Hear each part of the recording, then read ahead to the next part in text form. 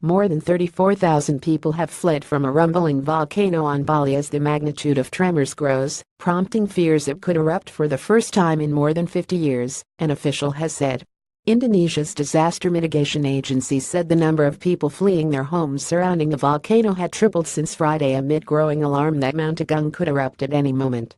The evacuation process is ongoing, and we expect the number of evacuees to continue to rise, the agency spokesman Sutopo Purwonugroho said. The resort island is a popular destination for Australian tourists, and the Foreign Affairs Department in Canberra issued a new travel warning for Bali because of fears of an eruption. The volcano, located about 75 kilometers 50 miles from the tourist hub of Kuta, has been rumbling since August. Officials announced the highest possible alert level on late Friday following the increasing volcanic activities and urged people stay at least 9 kilometers away from the crater.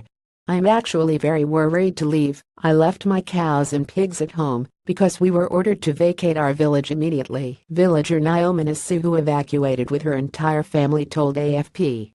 The international airport in Bali's capital, Denpasar, was anticipating possibilities of airport closure, but no flight schedules had been affected as of Sunday.